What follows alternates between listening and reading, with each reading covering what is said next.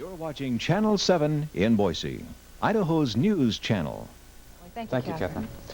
A PCB spill near Fairfield still has not been cleaned up this evening. You might remember last Saturday a semi-truck carrying a load of transformers smashed into an embankment on Highway 20, contaminating a 400-foot area.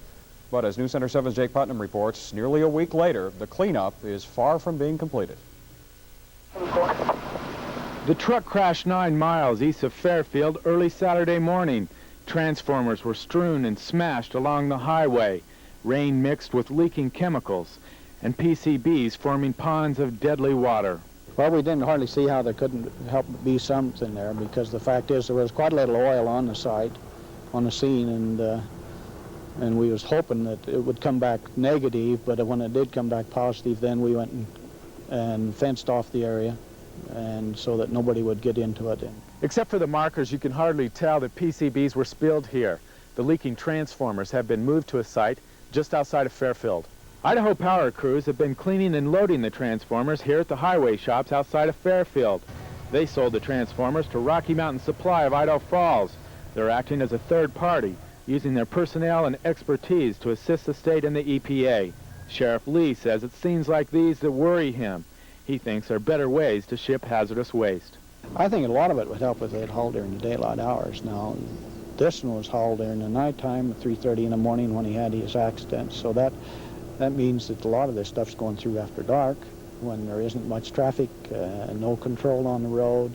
We don't see it. It's through here before anything happens. Cleanup should be completed next week. Rocky Mountain Supply from Idaho Falls will probably be billed for most of the cleanup at a cost that could go over the $100,000 mark. Jake Putnam, News Center 7. There's been 36 Meridian teachers will be heading to the unemployment lines. Last night, Meridian voters rejected an $872,000 supplemental levy. News Center 7's Jake Putnam reports teachers surviving the axe will have even more students to teach in the fall. It's the final week of classes at Joplin Elementary in the Meridian School District. Levita Bateman's 6th grade class is putting the final touches on a social studies project. Students and teachers are looking forward to summer vacation, but teachers like Bateman will have more than vacation to think about. After last night's failure of the supplemental levy, she'll have even larger classes next fall. We have been told that there will be probably 1 or 2 people more per classroom next year, which would mean 37, 38. The other 6th grade class right now has 37. That is a horrible, horrible number. For years, Meridian teachers have dipped into their own pockets to buy classroom supplies. And it has increased every year. When I really first started keeping track of it was about $500. Last year it was about $860, and this year I spent over $1,000 of my own money. The Meridian School District has gone without the basics for a long time. News of further cuts have hurt teacher morale, and many have started looking for new jobs. We do have teachers who have applied in other districts around us because of the difference in the money. There's a big disparity in salaries paid here and other places. We start our teachers with the lowest starting salary in the state. Teachers say increased class loads will not only make their jobs more difficult, but will drastically hurt the quality of education in the Meridian School District. Jake Putnam. A proposed incinerator in Baker, Oregon is continuing to split that community in half. Nampa businessman Jolly Kyle withdrew plans last winter to build the plant in Nampa, but as News Center 7's Jake Putnam reports, Kyle has not given up on plans to locate in Baker. A PCB spill is cleaned up.